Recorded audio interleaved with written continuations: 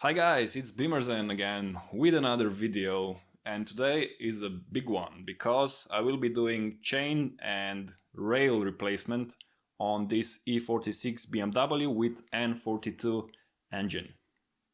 So as you can probably see, I have N42 engine, and these engines are very well known for the issues with chains and the chain guide rail breaking. So it's a very good idea after 15 years or so to replace the guide. Now, if you already are experiencing some issues and your guide broke or maybe chain skipped a tooth, this is definitely a video for you. This procedure also works on 2-liter version and N46 version of this engine, which is basically the same. The only difference is that it has a different engine electronics, but the hardware is the same. So let's see what we will need. First, of course, we will need new set of guide and chain. I went with the Phoebe Bilstein, which is, in my opinion, a very good German OEM company, and it makes quality stuff. So always go with the quality parts. Don't buy stuff from China because, sorry China, but you know, it's usually really not that great.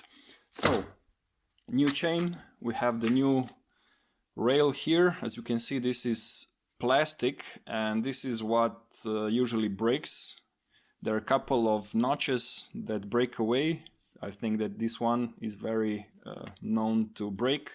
And of course the top part of the guide. This is a very problematic part. It usually breaks here in the middle or here at the top where the chain is sliding through. So if it breaks here in the middle, of course you lose the guidance of the chain and it may skip a tooth, or if this part here breaks, it can also skip a tooth because it is not held in properly anymore. You will also need a set of new Vanos bolts and crankshaft bolts. They are stretched to yield, so you definitely have to replace that. They're not so very expensive, so definitely get a new set. And while you are down there, it's a good idea to replace the front radial seal.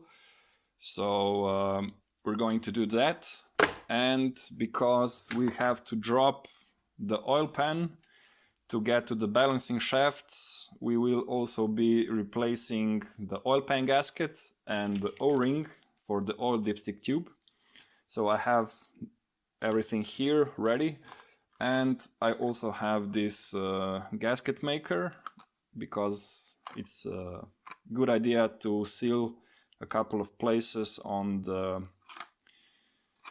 valve cover gasket with this stuff so it doesn't leak. Okay, so these are the parts you will need. You will also need some specialty tools. This is the timing kit for N42 and N46 engines. You will need this to put the camshafts in timing. Can't do this job without this. You will also need a set of torque wrenches, and you will also need engine support bar, because in order to remove the oil sump, we will have to suspend the engine from above with this support bar, drop the subframe, and then we can get to the oil pan. Now we have to do that because these engines have balancing shafts, and the balancing shafts are connected through the main crank bolt with the sprocket. And when you remove that sprocket or the bolt, it is no longer positively connected, which means they can rotate out of alignment, out of phase. And it's a very good idea to get to those balancing shafts and just make sure they are aligned properly when reinstalling the chain. And of course, since we will be doing this, if you haven't replaced your motor mounts, this is the perfect time to do it. Maybe oil sensor. It's also a very good idea to do this job before you change your oil, because we will have to drain the oil and then you can just put fresh oil inside and you should be good to go. So this is kind of a complicated job. We will take it slowly, step by step. I'm going to try and show you all the important stuff, all the important steps and tips and tricks on how to do this. So let's get into it. First thing, what I'm going to do is I'm going to install the support bar, drop the subframe and remove the oil pan and just let the oil slowly drip. While that happens, I will work on the top of the car. Okay, so first you have to remove this front air duct and you have to remove 2 pins. You just use side cutting pliers to lift the pin and then you can remove this plastic fastener and you pull out the air duct, and then you can see I have the engine mounted onto the engine mount. Here on the sides the engine mount rests on the aprons and they're quite strong, so it can easily support the weight, and also here on the other side. And here you can see that the engine has a special mounting bracket where you can mount the engine, and then you just tighten it up just a little bit so the engine is pre-tensioned. So as you can see, I've raised the car onto the jack stands. I've removed the wheels, and also, as you can hopefully see, I have some extra safety jacks. They're not connected to the car, but they're there just in case, and also a couple of wooden blocks. So if anything happens, I should be okay. Always be very safe, double safe. Don't trust the jack stands with your life. And then you go underneath the car and you remove the plastic splash plate. The splash plate is held on by Phillips screws, so you just undo them and remove the plastic cover. And here you can see I've also removed the reinforcement plate. This is out of aluminium and you just have to remove 8 16mm bolts. What you have to do then, when you are underneath the car, you have to remove the steering knuckle. As you can see, it has splines and it has plastic guide which slots into the cut in the aluminium knuckle, and it is connected with T10 Torx. I've already obviously removed the Torx. Let me show you how it looks like. So this is the bolt you have to remove. As you can see, it has a little bit of red Loctite on it. So when you reinstall this bolt, make sure you use some strong Loctite or thread locker, and also clean up the old paste or the old compound so it connects better. Okay, once you remove the steering knuckle, you can go ahead and remove the control arm bushings. So these are those 2 aluminum brackets at the back. They are connected with 2 16mm bolts. You remove them and they just drop. And here you can then remove the engine mount nuts. I hope you can see. This is where you can easily access the nuts for the engine mount. So you just unscrew the nuts and you should be able to drop the frame.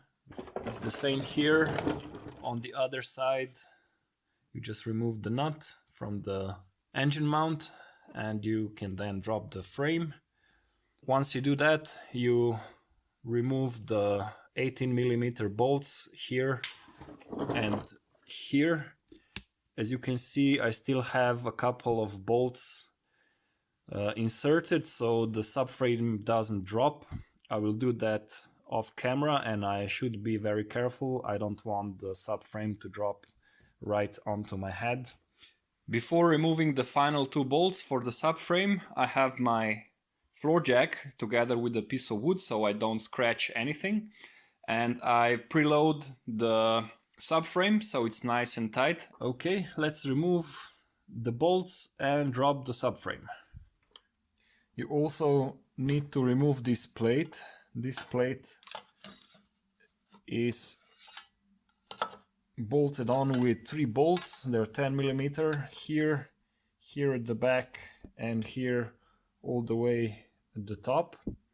Once you remove that, you can unplug the sensor, and if you have automatic transmission like I do, you will have 2 oil lines that go all the way to the front to the oil cooler, and it's best to remove this bracket here. So this is the bracket you remove, so you gain some space, and then you just use a zip tie to move the hoses out of the way so you can access the rear bolts. So I also used a couple of zip ties to secure the steering knuckle so it's not in the way. Now I have all the bolts removed. Once you do that, you can finally remove the oil pan. As you can see, mine is already loose, so I'm just going to remove it. You will see that this is where the oil dipstick tube goes, and this is where the O-ring lives. You have to slowly slide out the O-ring. You can use some WD-40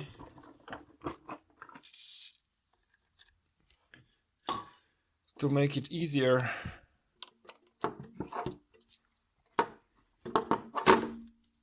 And here it goes. You will probably have to wiggle the whole pan to remove it, so I'm going to need both hands for this. I'm going to do this off camera and I'll be back in a second. Okay, I've managed to remove the oil sump. You can see it here. I've cleaned it up a bit and I've let it drain. This is the old gasket here. As you can see, it's not too bad, it's not too rusted, but this is what we have to replace now.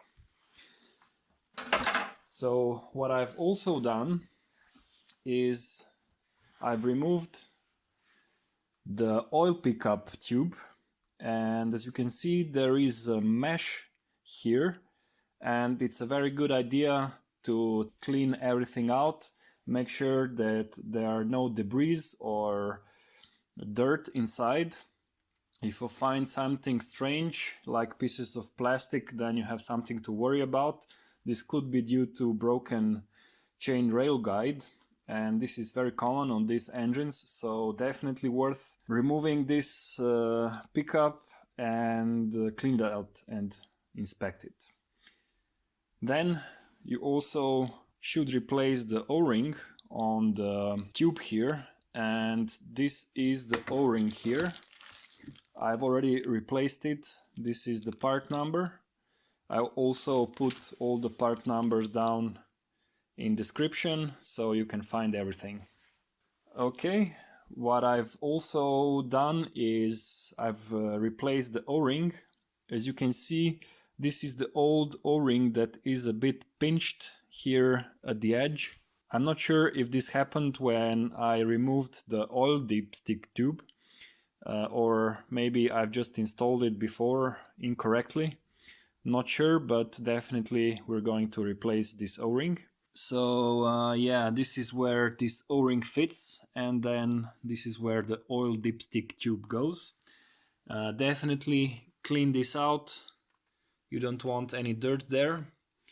Also, when you're reinstalling everything, make sure that it fits nicely, so there is a little chance of this happening. Here it is, first surprise of the day. There is a large piece of plastic stuck on the oil pump housing. As you can see, check this out. Yep. I don't know where this came from. I'll have to check it out. But it looks like a piece of plastic, probably from the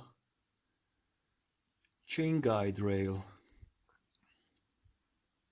So, yeah, interesting.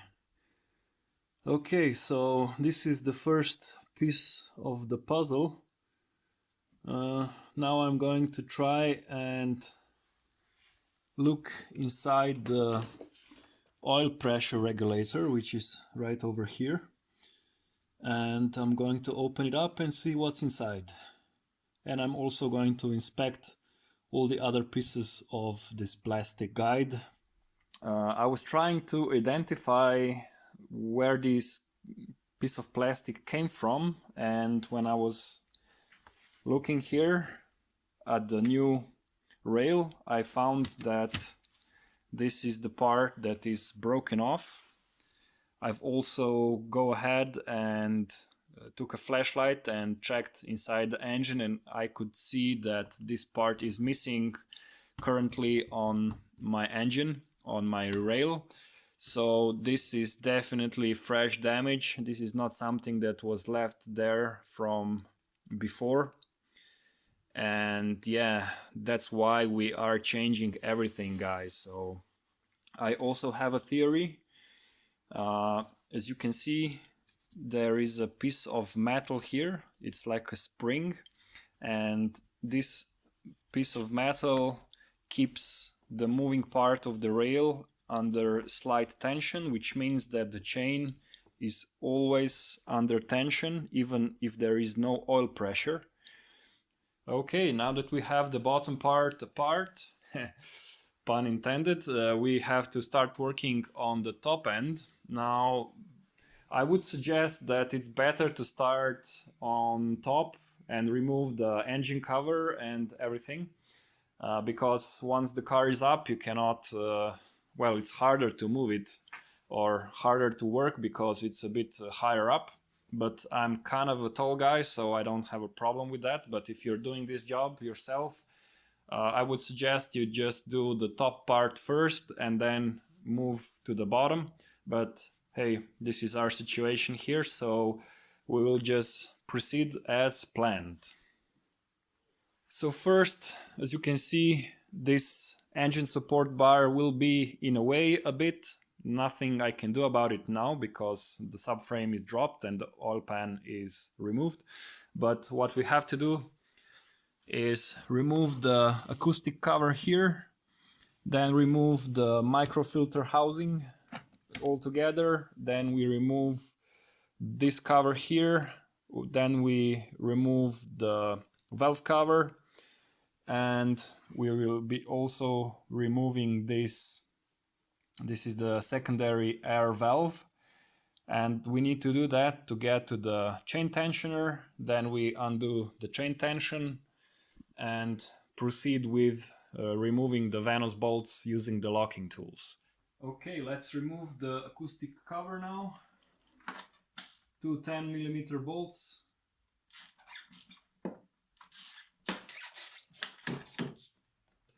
Lift it up and pull it out. Now we have to remove the cabin filter housing. So we remove the cover first and then the filter. Then we have to remove 4 T30 bolts. I've already removed all the bolts, so this will be a bit faster than usual. And then we also have to remove this cable holder. Now we remove the oil cap.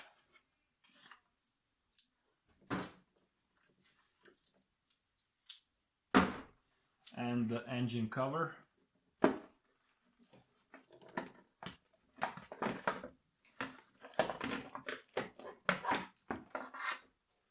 Then we put back the oil cap.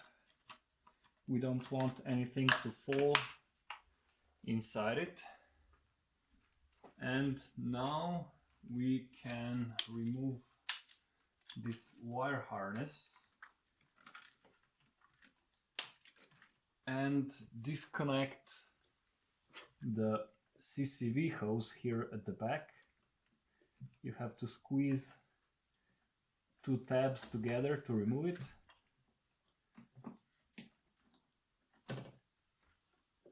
Then remove Valvetronic servo motor power connector. This is this connector here. Remove Valvetronic sensor connector, and you can put this wiring out of the way. Remove the coils.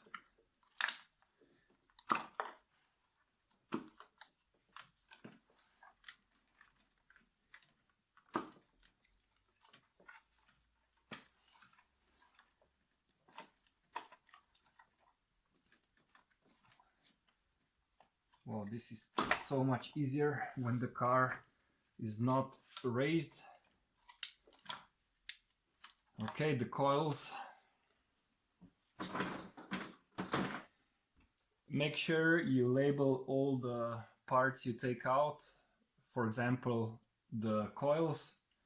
You always want to reinstall everything back into its original position so you can debug any problems later.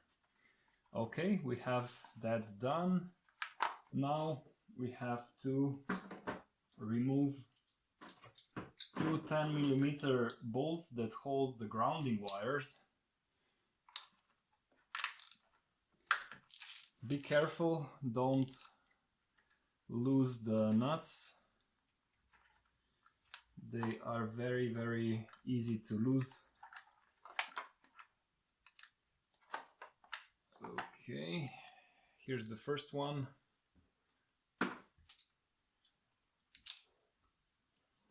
The second one is here at the back. You probably can't see it.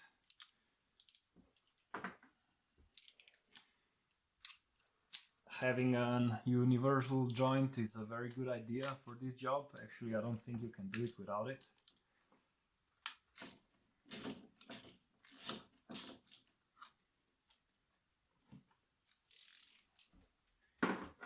This is the second one. Okay, now we can remove the wire harness. And we put it away so we can work on other stuff. Now we can remove the Valvetronic flange connector, or flange gasket rather. This is a very common part to fail. You get oil leak on the connector and the oil gets inside of the connector wires and it fouls the sensor for Valvetronic, and that sensor costs about 160–170 euros. If you buy it aftermarket, of course, from a good German brand. I think this is the VDO sensors. Okay, now we will be removing the bolts for the valve cover. I'm going to start from the outside and I'm going to work towards the center. I'm going to loosen all the bolts first, and then I'm going to use my electric drill to remove the bolts all the way.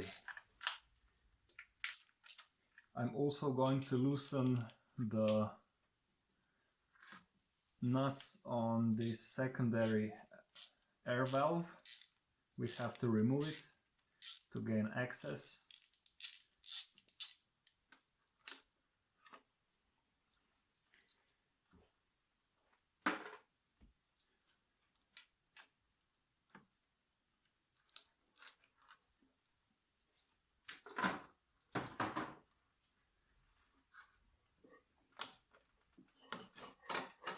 Okay, this is the secondary air valve. To remove these connectors, you always have to squeeze the corrugated part, so you squeeze it like that and pull it out. Now we have to remove the last one here, and this is an 8mm nut on a 10mm bolt.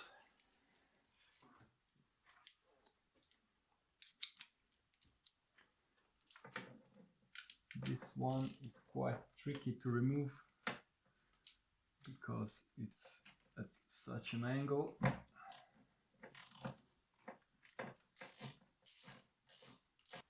This nut is also super easy to lose.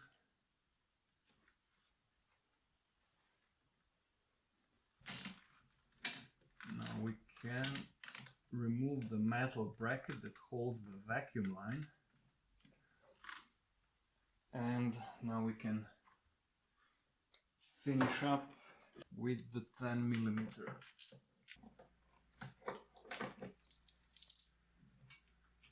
Okay.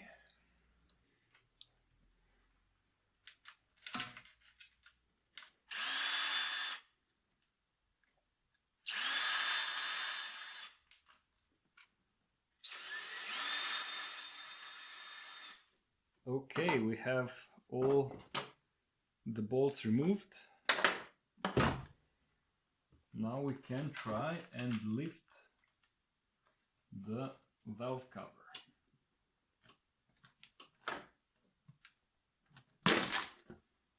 Okay. Make sure you don't lose any of the bolts.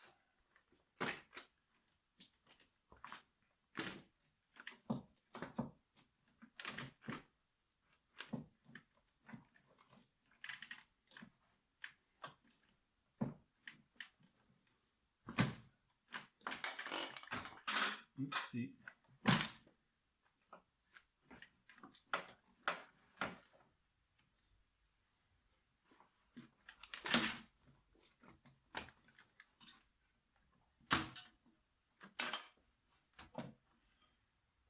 Okay, the valve cover is out. Don't forget to remove the spark plug cylinders. One fell here. Okay, I'm finished removing the valve cover. Now what we have to do is we have to put the engine in the top dead center position on the first cylinder. We're going to do that using this timing toolkit. As you can see, you have a couple of tools. This is the Vanos timing tool, this is the exhaust camshaft timing tool, and this is the intake timing tool. Those tools are meant to lock the specific camshaft or Vanos units in correct position, and this is the pin you have to insert underneath the car between the flywheel and the engine housing. So I'm going to show you how to do that. It is a bit tricky. You will need a lot of patience to insert this pin.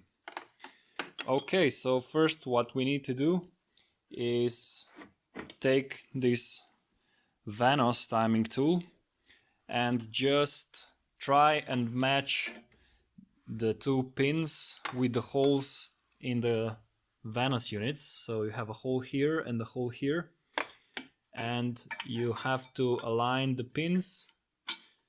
And as you can see, one pin is now inserted, and we have to look that the edge of this tool is aligned with the edge of the engine. And as you can see, there is a bit of edge here, so we have to rotate the engine just a little bit. We're going to do that by using 22mm socket, and we're going to rotate the crank bolt. I'm going to use this setup, so this is 22mm socket and some extensions, and now I can go down and just rotate the crank just a little bit. So we have to rotate it left just a little bit, and then we have to insert the tool again. So it is getting closer, but still not there yet. So I'm going to rotate crank some more. Okay. Okay, we are almost there, I think. Okay, I have the Vanos timing tool inserted. As you can see, the edges are flush with the engine. I don't know if you can see, but yeah, it's flush. Okay, so this looks good. Now we have to insert the exhaust camshaft locking tool and insert it like this.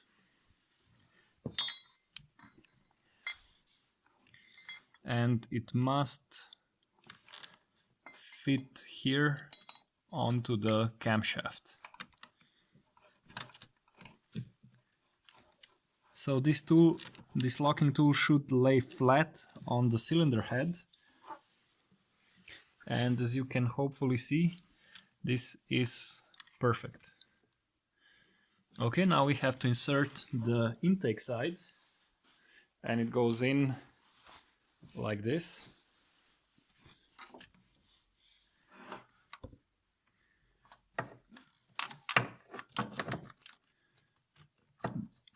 So you have to find the right position where this tool slides in.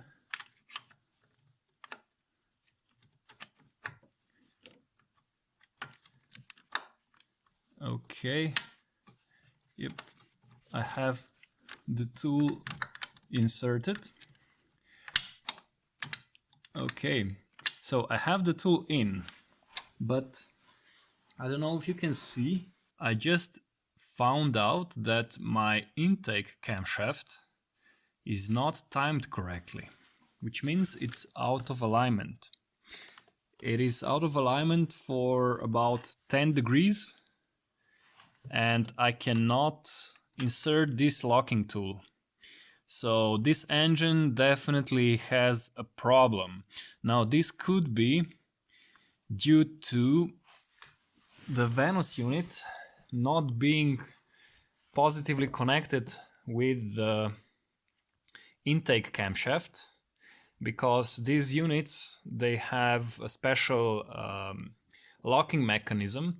So when they are in their starting position, in their default position, they are locked together. So even if Vanos unit fails or Vanos solenoid fails, this Vanos unit can still be locked together with the camshaft. And I've tried to rotate the bolt, the Vanos unit, and get it to align with the camshaft, and I couldn't do it. I think that The cam and the Vanos units are locked together as they should be, but for some reason this intake side is not timed correctly, because we can insert the Vanos tool, this is correct, but the camshaft itself is out of alignment. So this is definitely an issue. I did not see it coming. I did the timing on this engine about 2 years ago when I was doing valve stem seals replacement. You can watch that video below if you need to. And I don't know what went wrong. I mean, I did use new bolts because they are torque to yield and they stretch, and you should never reuse the old bolts, but I of course used new bolts and I have no idea what went wrong. I used the same toolkit. I don't know. Lately I did have some issues with starting the engine when it was cold, and I am thinking that this might be the problem. Now, as mentioned before, I also have a broken guide. I was thinking maybe the chain jumped a tooth, but I'm not sure if that is possible, because if that would be the case, then I wouldn't be able to time the Vanos units. I shouldn't be able to insert this tool because one of the Vanos units would be out of alignment for at least one tooth. So this is kind of strange. I don't know exactly what's going on, but we are going to proceed. We're going to just do the chain replacement and guide replacement, and we'll see what happens when we put everything back together.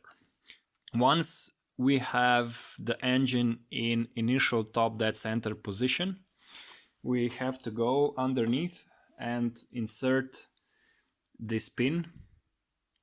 This pin is a bit tricky to insert, as I've mentioned, and I'm going to show you how to insert it now. We continue by just removing the locking tools. Since we already have the engine in approximate top dead center position, this pin should go in very easily with minimal adjustments. So I'm going to leave my handle here and I'm going to go underneath the car, rotate the handle just a little bit, just wiggle it, finesse it, and I'm going to try and insert this pin. Okay, we're underneath the car and I'm going to try and show you how to insert this pin. I'm going to use my right hand to insert the pin and my left hand to rotate the engine just a little bit. But first we have to reach here over the top of the edge of the engine and find a hole in the engine housing. Once you locate the hole approximately, make sure that you are 90 degrees with the engine housing. So as you can see, I did twist the pin back and okay, here it is. I've managed to insert the pin.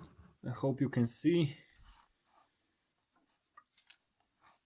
And now I should feel the pin moving in. The pin, when it's inserted, should be all the way in next to the engine housing. So I still have like 5 millimeters to go. Okay, so nothing is going on. I will try to rotate the engine just a little bit.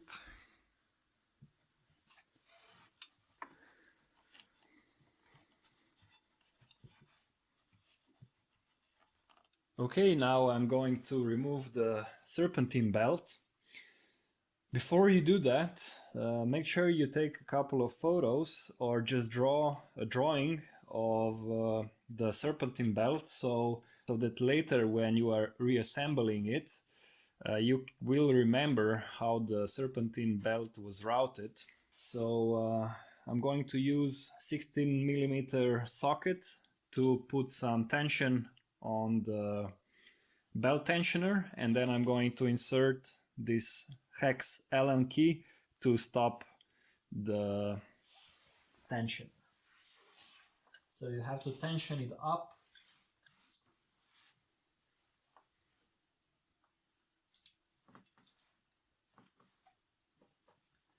Okay. Allen key goes into a hole, and you can just arrest the tensioner in the released position. Now I'm going to remove the belt.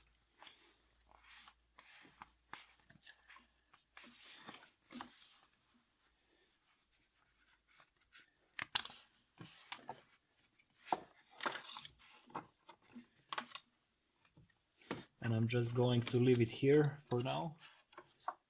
Now we have to remove this damper wheel, and we will be using 6mm Allen hex key.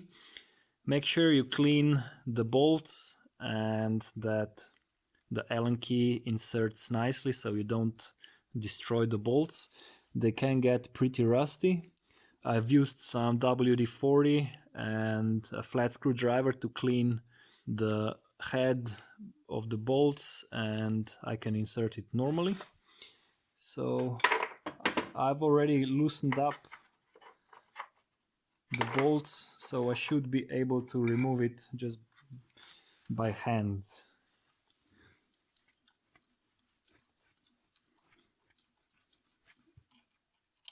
So this is the first bolt. As you can see, they get pretty rusty. It's a good idea to change them now. Let's just try and remove it by hand.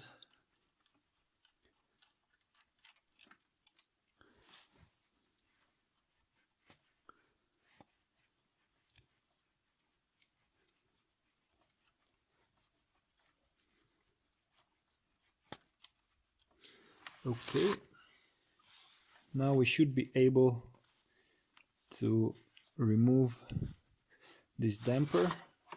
It could be stuck.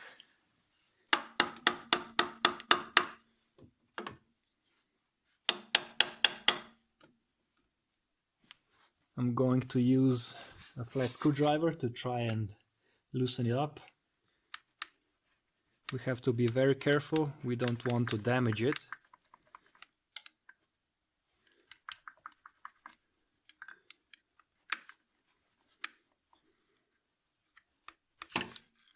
And it's off. So you can now see the front radial seal. It looks, I don't know, it doesn't look like it's leaking, but we're going to replace it anyway. So next we have to remove the Venus solenoids. Those are those black parts here. So first just remove the connectors.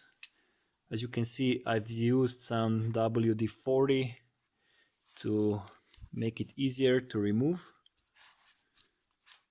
Now this is hard with just one hand, but bear with me. Okay, if the O-rings here on the solenoids are bad, the oil leaks outside in front of the engine and it's really dirty. In that case, I would suggest you first just wash the engine, or just try and remove as much oil and dirt as you can so you can work easier. Otherwise, all the connectors are full of grime and dirt and they will be quite hard to remove. For example, we have to remove this intake camshaft sensor here, and as you can see, BMW made sure that you cannot actually remove it with hands, because you cannot reach the back of the connector to squeeze it to release. So in that case, I would suggest you just use 6mm Allen socket and unscrew the whole sensor out, and don't waste your time trying to remove the connector. So remove the whole sensor and then unplug the connector. That's what I did. And so this connector is already loose. And it's disconnected. We have to do that because we have to remove these plugs. So I've already loosened this plug, and there's one plug here behind the engine bracket.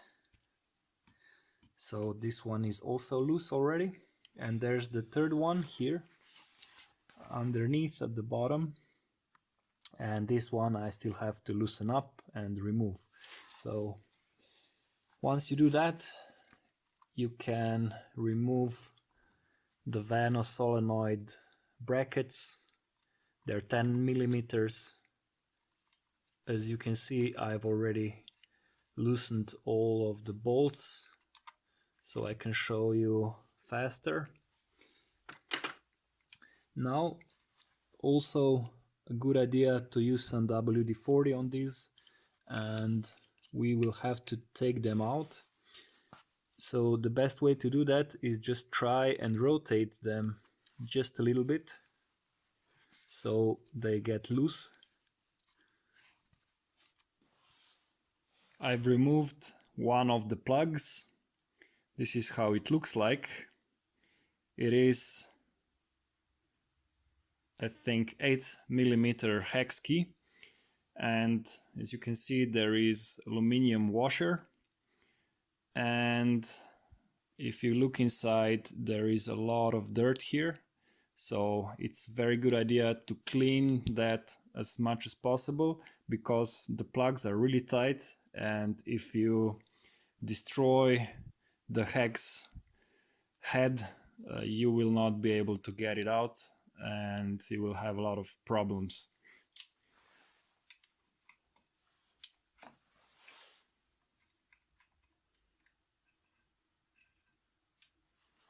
So this is the top plug. This one is a bit cleaner, and the bottom one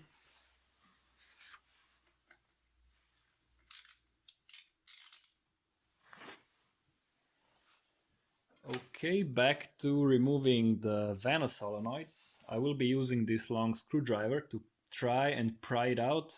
Now you have to be extremely careful. You must not break the plastic connector here, otherwise you will have to get new solenoids and they're pretty expensive. Maybe you can get them second hand, but what you have to do is just slowly pry out the solenoid. There are a couple of O-rings that keep it in place.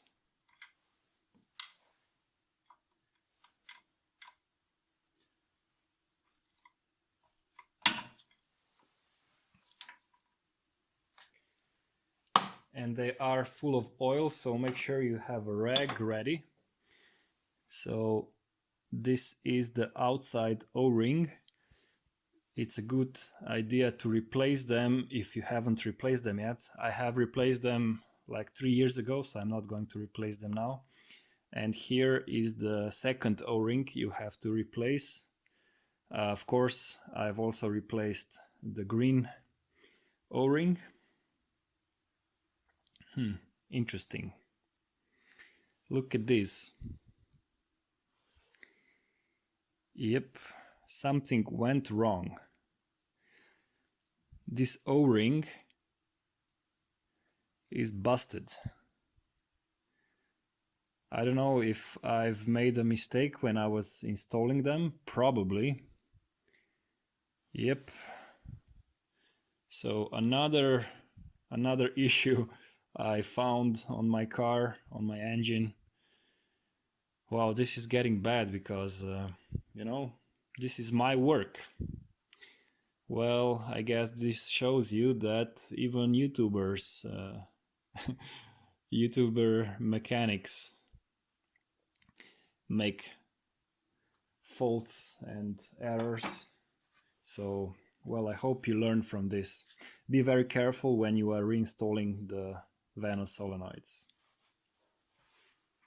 Now I will be removing the second one. Again, I have to pry it slowly.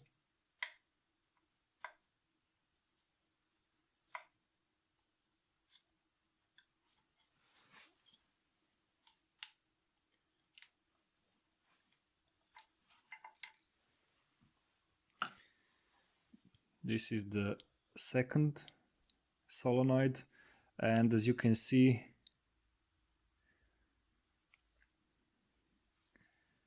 as you can hopefully see, this O-ring is intact, so this is how it should be. And the outside O-ring is, I guess, okay. This is where you can get a lot of vacuum leaks on these outside O-rings and oil leaks also. Okay, now we are ready to undo the chain tensioner. Chain tensioner has 27mm socket or bolt. So first, before you remove it, I would advise you to get a rag and get it underneath, because there will be some oil leaking out. And also remove this plug for the exhaust camshaft sensor, so it's not in the way. And then you can just undo the tensioner. So you go here, because we have removed the secondary air valve, we have enough space to access the tensioner, and we then just undo it.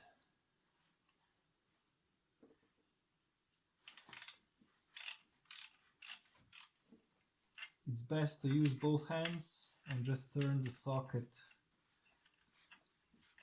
as fast as you can. Now you can remove the tensioner altogether.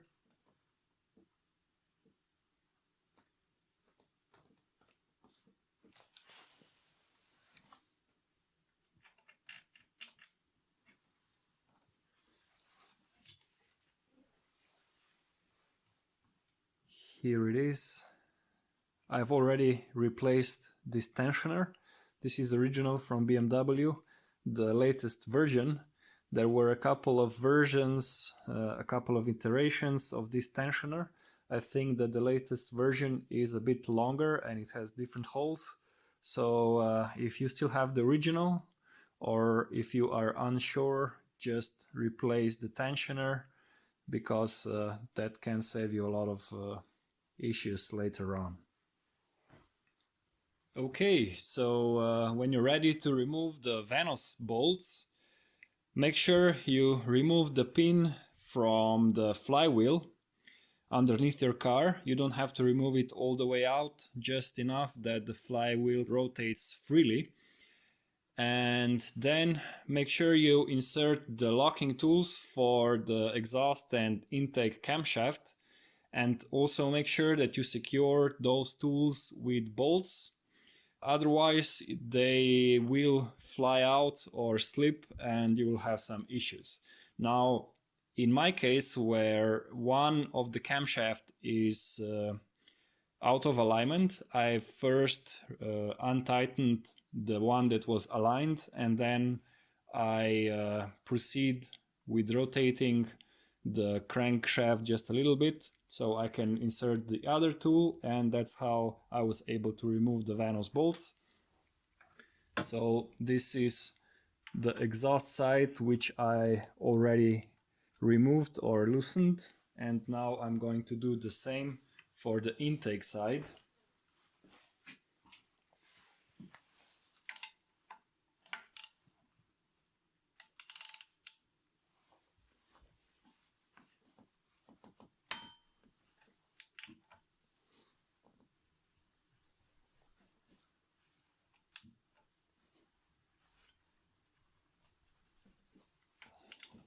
they are quite tough to unscrew at first, but eventually they loosen up. So we have our Vanos bolts loosened, and now we can remove them. This is the first bolt, and now we're going to remove the second bolt.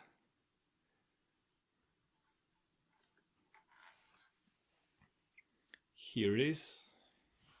Now we can remove the two E8 torques from the upper guide rail. This is the first one, and the other one is here where we removed the cover. This one is a bit tricky to remove. You might need a magnet. Okay, I'm gonna get a magnet. Okay, and it's out. And then we have to remove two more bolts. This one is, I think, T40. And we have to go here where we also removed the cover. Again, we will be using a magnet.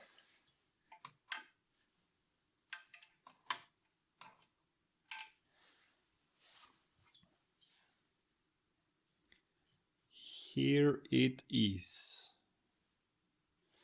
And the other bolt is all the way down, where we also removed one of the covers.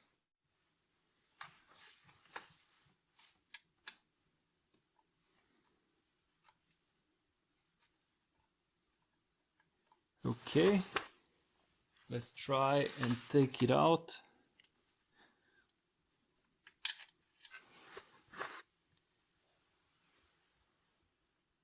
Here it is. The bottom one is a bit longer, so this is the top one and this is the bottom one. Make sure you don't mix them up. And now we have to remove the crankshaft bolt here. So this is a 22mm bolt, and it is quite hard to remove. You have to use a lot of leverage. So first what I did, I used some WD-40 overnight to try and release or help it release just a little bit. And now we are going to remove this bolt. This is where we will need our special tools. You can buy the special tools online. I will put links in descriptions, of course. And I'm going to use this holding tool. As you can see, it's quite long, and that should give me enough leverage. And I've already have the holes here aligned with the crankshaft. And also, as you can see, it is angled just a little bit, so I can clear the side of the engine. And this part goes in like this. Okay. Now I will be screwing in the bolts. They are just the right length, so some of the material is still here on the threads, and that should give me a good connection to lock the crankshaft, and that will enable me to undo the main bolt. Okay, so I have my holding bar attached with 3 M8 bolts, and as you can see, it is nicely connected. It's nice and strong, so that should give me enough leverage. I also have my 22mm socket together with the breaker bar and a long extension So I'm just using a piece of pipe here. It's probably longer than it needs to be, but you definitely need a lot of leverage here. So before you start removing the central bolt, make sure you remove the pin. You should never have your pin inserted because you might damage the flywheel and the engine housing. So that pin is not designed to take so much force. It is only designed to lock the crankshaft in the top dead center position. So remove it before you start removing the bolt. Okay, left hand here and right hand here. And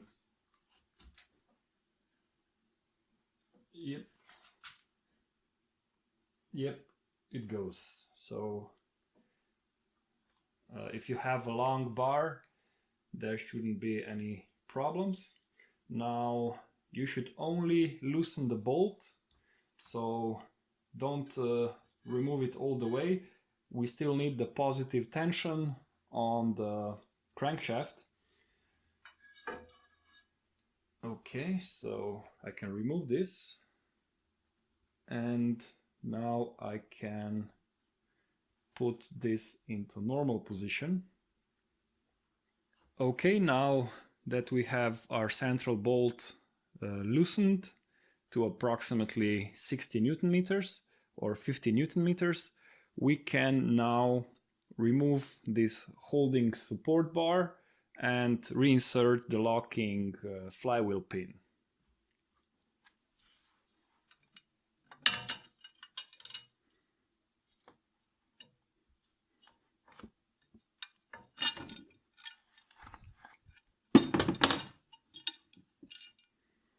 And we can now finally remove the crank bolt. I have the pin inserted, so the crankshaft is locked, and that's what prevents engine from turning. So I'm just going to use my ratchet here and release the bolt.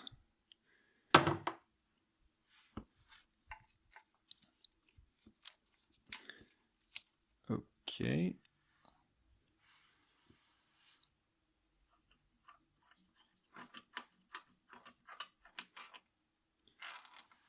Okay, so this is our main bolt.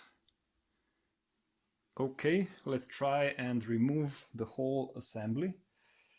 And I'm first going to try and just remove the Vanos units. Okay.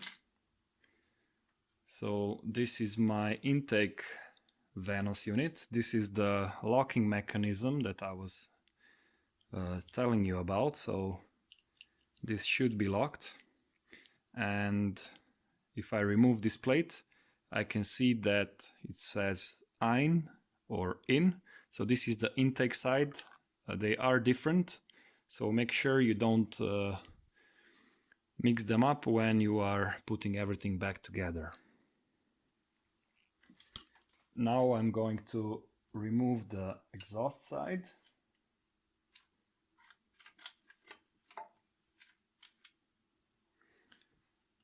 So again, if I remove this plate, I can see exhaust or Auslass. And here is my locking mechanism here.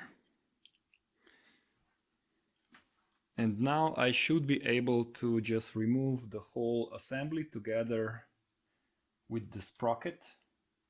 Okay, there is a snag. I don't want to force anything. Okay, let me check. Okay, I had to remove the crankshaft hub. So I've inserted 2 of the bolts and I've slowly wiggled out the hub.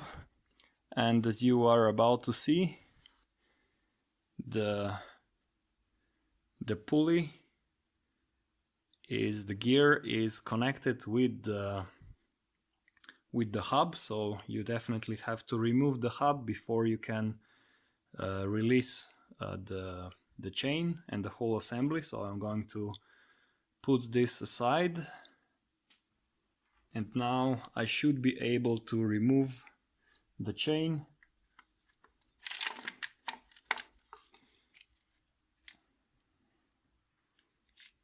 Okay, and the chain is out.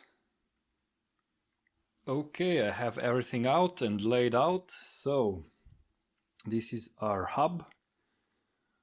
This is how it looks like. And this is our sprocket. We can now inspect it for damage, but I think that this one looks okay. So the part that is elongated must go towards the rear of the engine. And here is our guide rail.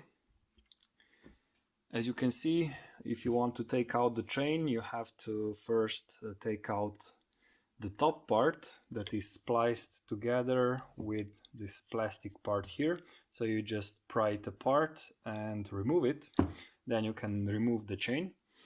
And yeah, this is what I wanted to show you.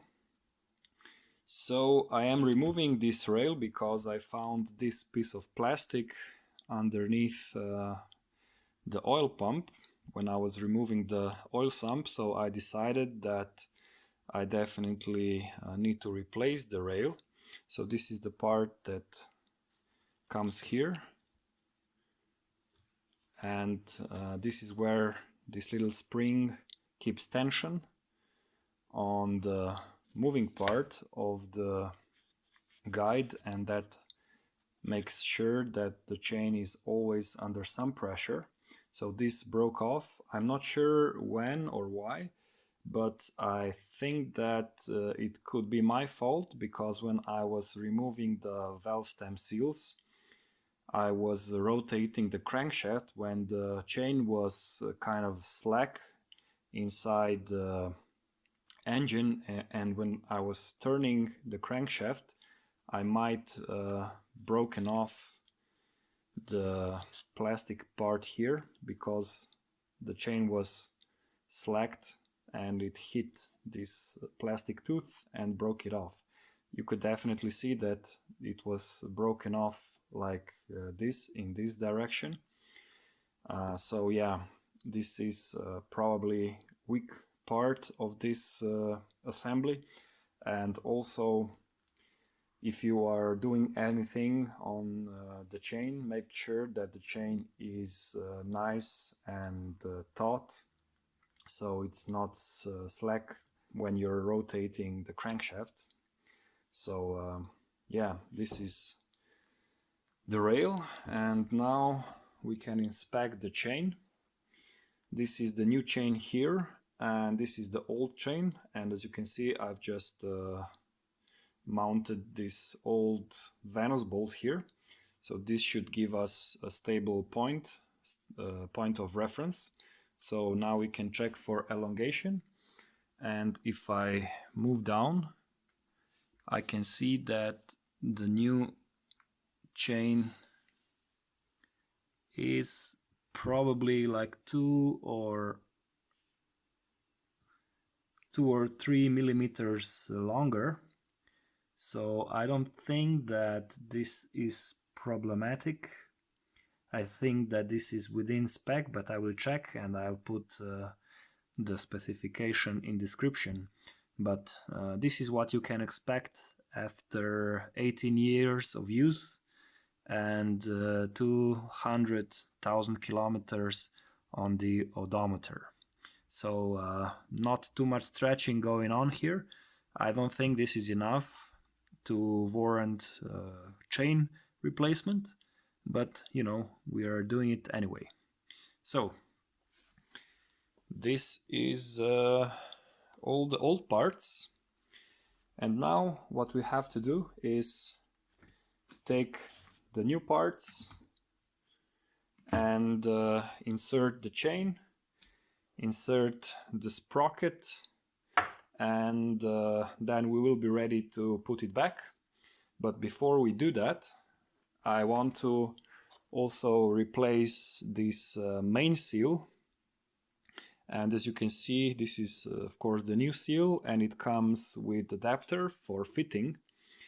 And first, of course, we will have to take out the old seal. Now I'm going to try and do that now, and I'm going to show you how I did it.